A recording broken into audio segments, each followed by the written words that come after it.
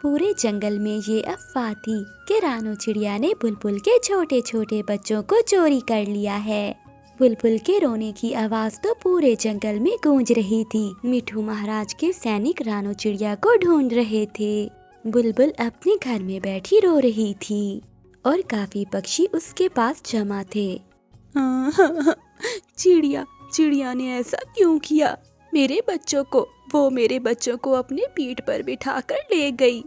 हाय हाय बुलबुल, ये तो बहुत बुरा हुआ। उस जालिम चिड़िया ने तुम्हारे साथ बहुत बुरा किया।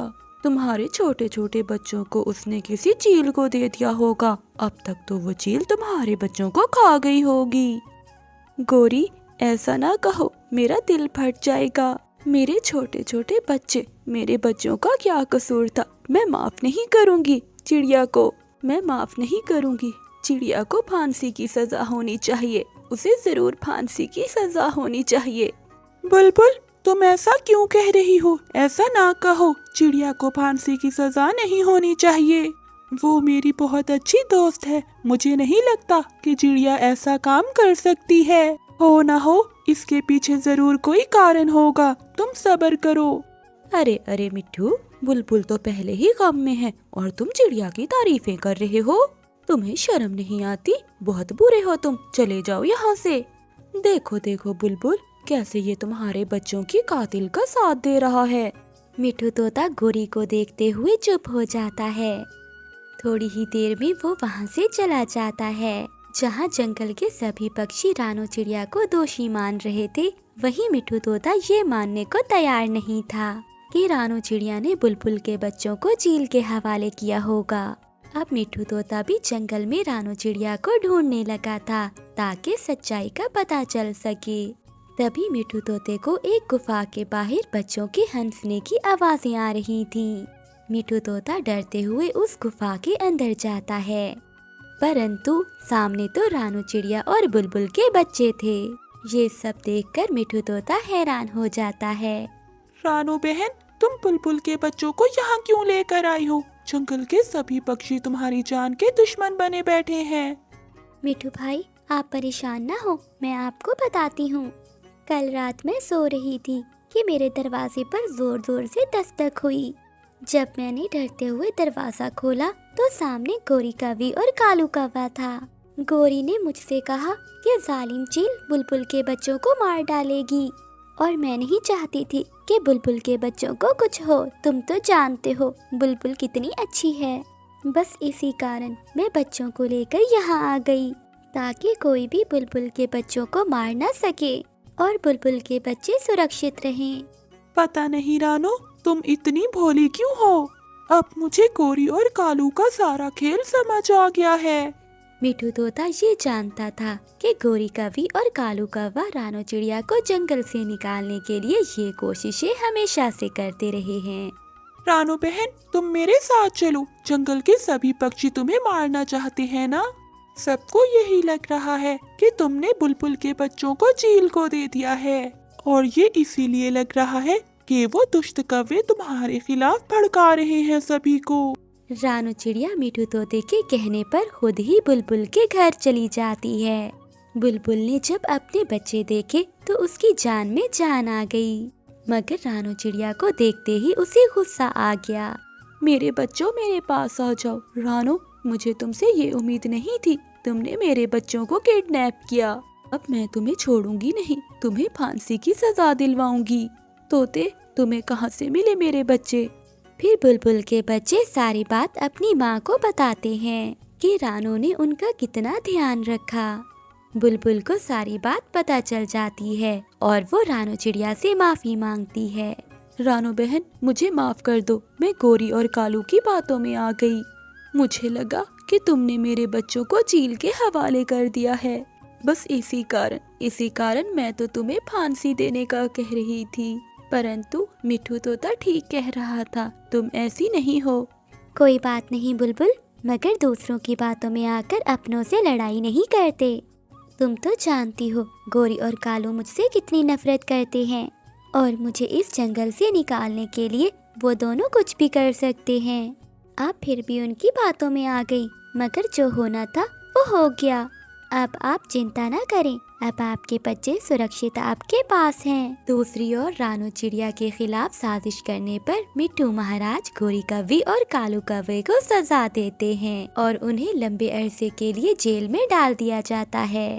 मगर रानू चिड़िया नहीं चाहती थी कि इतने लंबे अरसे तक वो दोनों जेल में रहें। वो बुलबुल के बच्चों को साथ लेकर मिट्ठू महाराज के पास जाती है। क्या हुआ चिड़िया, क्यों आना हुआ? बुलबुल अब कैसी हो? अब तो तुम्हारे बच्चे आ गए हैं ना? जी मिट्ठू महाराज, मैं तो खुश हूँ, मगर रानू चिड़िया खुश नहीं है। मिट्ठू महाराज, मैं नहीं चाहती कि गोरी और कालू ज्यादा देर जेल में रहें।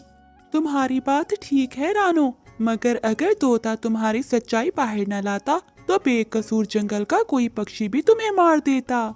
फिर जंगल के सभी पक्षी रानू चिड़िया को समझाते हैं और कालू और गोरी को जेल में ही रहने देते हैं, क्योंकि उन्हें मालूम था अगर कालू और गोरी बाहर आ जाते हैं तो वो फिर से यही काम शुरू कर देंगे। चिड़िया का बेटा गुड्डू अभी घर से निकला ही था कि गोरी कभी उसे रोक लेती है। गुड्डू, तुम कहाँ जा रहे हो? चलो मेरे साथ चलो, मैं तुम्हें मीठे चावल दूंगी खाने को। गुड्डू को मीठे चावल बहुत पसंद थे, इसलिए गुड्डू गोरी से कहता है, आंटी आंटी कहाँ कहाँ है मीठे चावल? मेरी सहेली ने बनाए हैं, दूर दूर रहती है मेरी सहेली, पहाड़ों पर। आंटी, हम शाम से पहले घर वापस आ जाएंगे, क्योंकि मम्मा ने कहा था शाम से पहले पहले घर आ जाना। गुड्डू बेटे, हम यूं गए और यूं आए। फिर गोरी कौवी गुड्डू को साथ लेकर पहाड़ों की तरफ उड़ती है। वो काली कौवी अभी तक आई नहीं। अगर इस बार भी उस कौवी ने मुझसे झूठ बोला तो जान से मार दूंगी मैं उसे। गुड्डू गोरी कौवी के साथ चला गया था और पीछे से रानू चिड़िया बहुत परेशान हो रही थी। मेरा बेटा अभी तक नदी से पानी पीकर क्यों नहीं आया? गुड़िया, गुड़िया बेटी कहाँ हो? मम्मा, मैं यहाँ हूँ रसोई में। यहाँ आओ बेटी। गुड़िया अपनी मम्मा के पास आती है। जाओ गुड़िया बेटी, नदी पर अपने भाई को देख कर आओ। मैं अभी जाती हूँ मम्मा। गुड़िया अपने भाई को देखने नदी पर जाती है। आंटी, और कितना आगे जाना होगा? मैं तो थक गया हूँ। बस थोड़ा सा और आगे जाना है। ऐसे गोरी कौवी गुड्डू को पहाड़ों पर झील के पास ले जाती है। आंटी, यहाँ तो कोई नहीं है। बेटा, मैं अभी आवाज लगाती हूँ, मेरी सहेली अभी आ जाएगी मीठे चावल लेकर। सहेली, सहेली कहाँ हो? जल्दी बाहर आओ। चील गुफा से निकलकर बाहर आ जाती है, जिसे देखकर गुड्डू गोरी के पीछे छुप जाता है। ये तो चील आंटी है, ये तो छोटे बच्चों को खा जाती है, मुझे मम्मा ने बताया था। गुड्डू, किसने कहा था कि तुम मीठे चावल खाने का लालच करो और मेरे साथ यहाँ आओ? अब तो मेरी सहेली तुम्हें खाएगी, वो भी मजे मजे से।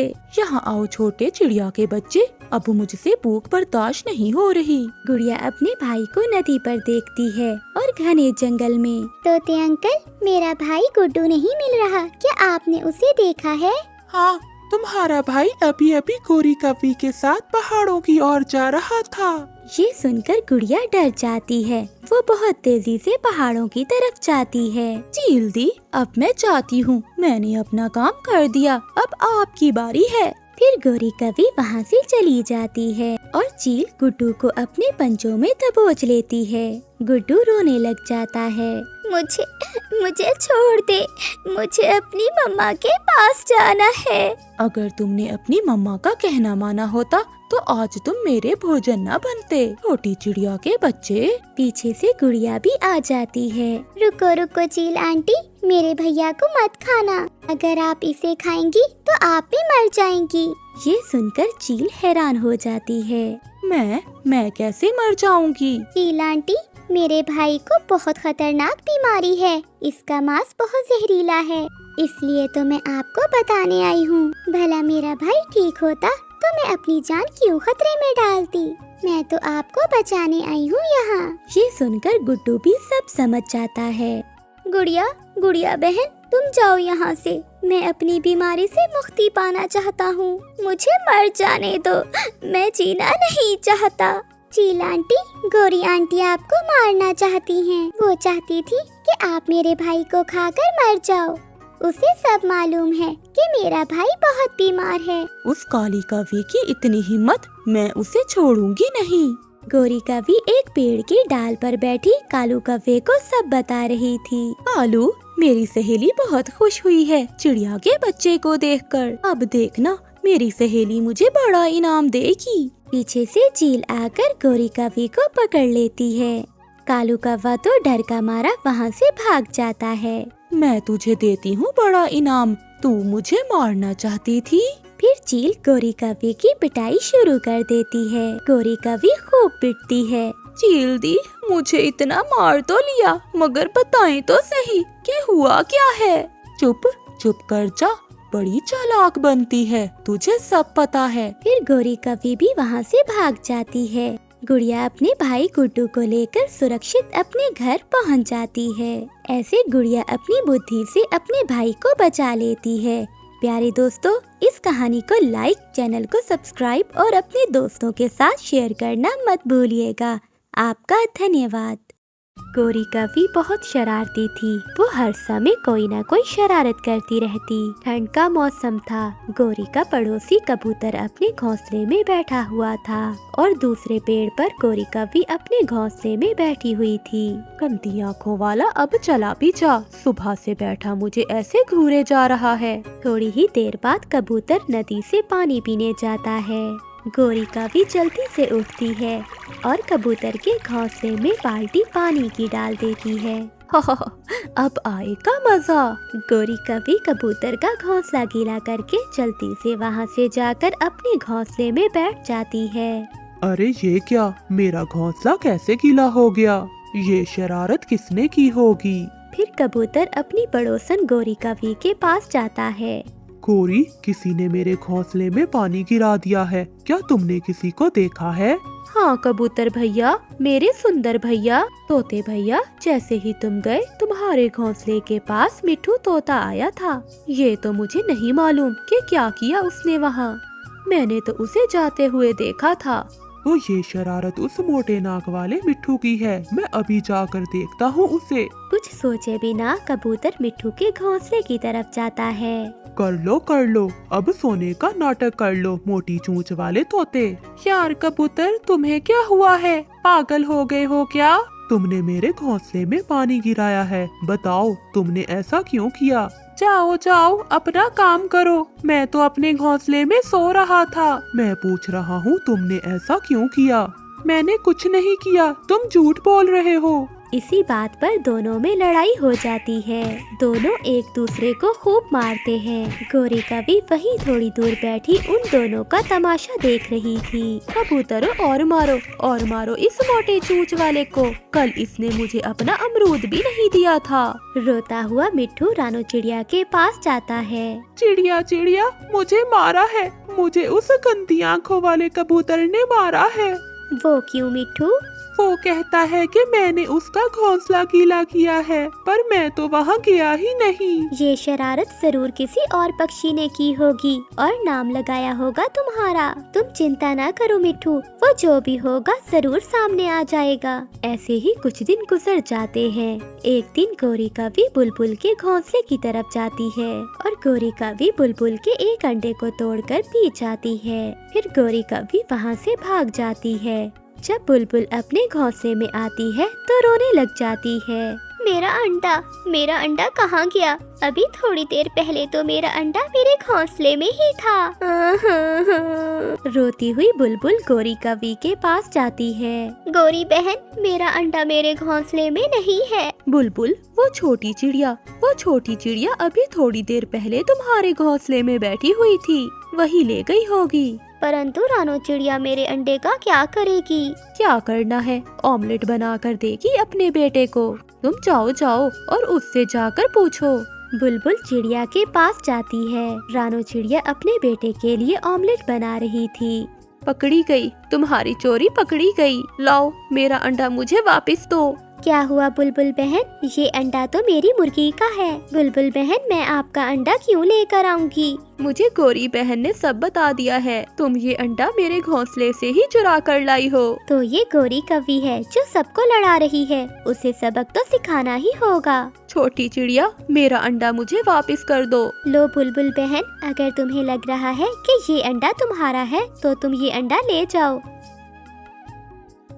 फिर दूसरे दिन रानो चिड़िया गौरी कवि के पास जाती है और उसे कहती है, गौरी कवि, मैं पहाड़ों पर जा रही हूँ। वो क्यों चिड़िया? वहाँ एक पेड़ पर एक घोंसला है जिसमें 2 अंडे हैं। मैं वो अंडे लाकर अपने बेटे को ऑमलेट बना कर दूंगी। अच्छा, कहाँ है वो अंडे? पहाड़ों के पास बेरी के पेड़ पर है वो घोंसला। ऐसा कहते हुए रानो चिड़िया वहाँ से चली जाती है। पागल चिड़िया, अब तो वो अंडे मैं ही पीऊंगी और तुम ऑमलेट बनाओगी अंडों के बिना। गौरी कवि जल्दी से भागती है और वो शॉर्टकट से होते हुए पहाड़ों पर पहुंच जाती है। वो इधर उधर देखती है और एक पेड़ पर उसे 2 अंडे दिखाई देते हैं। उधर रानो चिड़िया भी चील के पास जाती है। चील जी जल्दी जाएं, वो गौरी की बच्ची आपके अंडे पीने वाली है। ये सुनकर वो चील भी गुस्से में आ जाती है। उस काली कवि की इतनी हिम्मत कि मेरे अंडों को चोंच लगाए। मैं अभी जाकर देखती हूँ। जल्दी से चील अपने घोंसले की तरफ जाती है।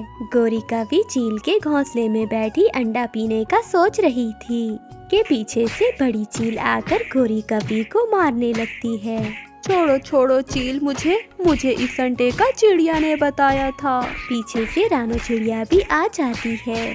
इतना बड़ा झूठ, चील जी इसे और मारो। एक तो चोरी, ऊपर से इतना बड़ा झूठ। झूठी काली कवि, तुझे तो मैं छोड़ूंगी नहीं। फिर वो चील गौरी कवि को मार मार कर उसकी पूंछ तोड़ देती है। फिर गौरी कवि किसी न किसी तरह अपनी जान बचाकर वहाँ से भागती है।